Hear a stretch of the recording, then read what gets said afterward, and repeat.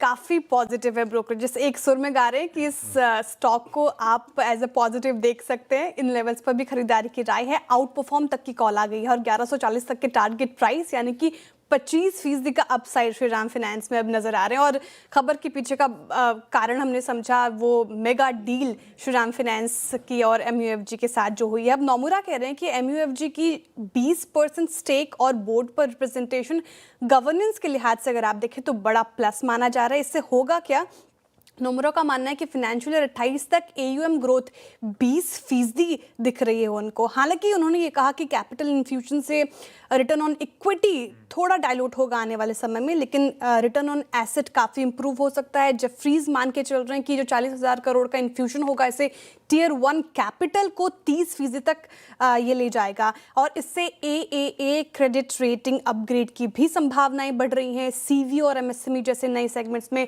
Growth push होगी।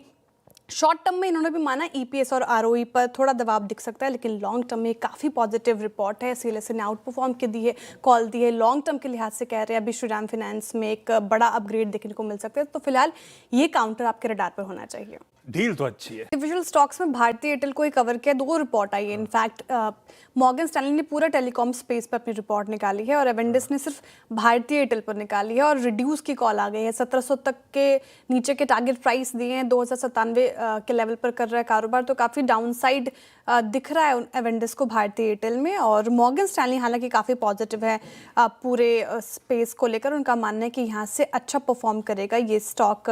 आप समझ लेते हैं कि भारतीय एयरटेल पर एवेंडिस रिड्यूस की कॉल क्यों दे रहे हैं। तो उनका मानना है कि एयरटेल का फ्यूचर काफ़ी हद तक टैरिफ हाइक पर डिपेंड करता है और वोडाफोन आइडिया पर सरकार के अगले कदम से कंपटीशन कितना तेज़ रहता है, इन 3 चीज़ों पर भी टिका हुआ है। अब उनका मानना है कि आरपूज नॉमिनल टर्म्स में भले ही कम लग रहे हों आपको, लेकिन PPP और इनकम लेवल्स के हिसाब से काफ़ी ऊंचे हैं और मेंटेनेंस कैपेक्स के अलावा बड़ी री इन्वेस्टमेंट अपॉर्चुनिटीज़ भी काफ़ी लिमिटेड नजर आ रही है एवेंडिस को, इसलिए वो रिड्यूस कह रहे हैं। हालांकि मॉर्गन स्टैनली पॉजिटिव है भारतीय एयरटेल को लेकर। इनफैक्ट पूरा टेलीकॉम स्पेस उनको अच्छा लग रहा है। उनका मानना है कि टेलीकॉम कंपनीज अब सिर्फ डेटाज पर और कॉल्स पर फोकस नहीं कर रही, OTT, AI, फाइनेंशियल सर्विसेज के लिए भी बड़े डिस्ट्रीब्यूशन प्लेटफॉर्म्स बनती जा रही है और डेटा मोनेटाइजेशन सबसे बड़ा फैक्टर माना जा रहा है इस पूरी टेलीकॉम इंडस्ट्री को, जो बूस्ट करेगा। कम डेटा वाले प्लान्स हटाकर ज़्यादा डेटा वाले और कम दाम में उसको रीइंट्रोड्यूस किया जा रहा है, जिससे कि यूज़र्स हाई यूजर्स की तरफ बढ़ेंगे। तो मॉर्गन स्टैनली का मानना है कि 2026 के बाद अगर टैरिफ हाइक बढ़ता भी है या फिर नहीं भी बढ़ता है तो आरपूज बढ़ सकते हैं। इसलिए भारतीय एयरटेल वैल्यूएशन के हिसाब से अच्छा लग रहा है और वो कह रहे हैं कि अगले 2 से 3 साल में और ये ग्रो करेगा। तो 2 रिपोर्ट भारतीय एयरटेल पे, लेकिन काफ़ी डिवाइडेड। देखिए नोमुरा तो पॉजिटिव है। उस खबर के बाद ही GE वर्नोवा पर ये रिपोर्ट आई है जो ऑर्डर उन्होंने जीता है और टारगेट प्राइस काफ़ी अच्छा रख दिया है। 4,000 रुपये प्रति शेयर का टारगेट प्राइस, तो यहाँ से डबल देखने को मिल रहा है। अपसाइड पोटेंशियल एक बड़ा 10,000 करोड़ के वैल्यू का HVDC प्रोजेक्ट जीता है कंपनी ने और ये ऑर्डर विन जो है कंपनी के लॉन्ग टर्म के लिहाज से अगर आप बात करें तो काफ़ी बड़ा पॉजिटिव माना जा रहा है। साथ ही नोमुरा ये भी मान के चल रहे हैं कि HVDC प्रोजेक्ट जीतने की एक और स्ट्रॉन्ग पोजिशन में है ये कंपनी।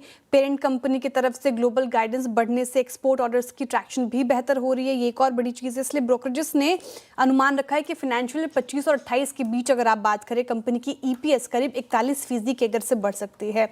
हालांकि वैल्यूएशन के लिहाज से थोड़ा महंगा लग रहा है नोमुरा के अकॉर्डिंग GE वर्नोवा, लेकिन फिर भी अगर आप इन वैल्यूएशन पे देखें तो रडार पे रख सकते हैं। डिक्सन पे जैसा कि आपने मेंशन किया अंडरवेट की कॉल है, दिक्कतें खत्म नहीं हो रही यहाँ पर और 11,563 रुपये प्रति शेयर का नीचे का टारगेट प्राइस रख दिया है, यानी कि आप बात करें तो काफ़ी डाउन साइड। अच्छा क्यों ऐसा हुआ है, तो IT हार्डवेयर नॉर्म्स को एक्सटेंड कर दिया गया है और जिससे डोमेस्टिक मैन्युफैक्चरिंग ग्रोथ को लेकर और बड़ी चिंताएं अभी फिलहाल देखने को मिल रही है।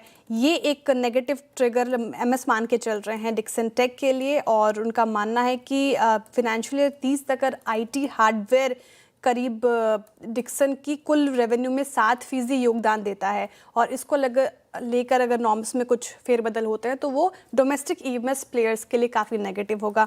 एक और संक्षेप में रख देती हूँ, टाटा मोटर CV पर एक रिपोर्ट आई है, नोमुरा की बाई की कॉल है, टारगेट प्राइस 481 का रख दिया, ये काफ़ी अच्छी चीज़ है और वो कह रहे हैं कमर्शियल व्हीकल सेगमेंट में CV अपसाइकिल का एक बड़ा बेनिफिशियरी बनेगा टाटा मोटर CV, तो ये भी एक काउंटर रडार पे। बिल्कुल ठीक।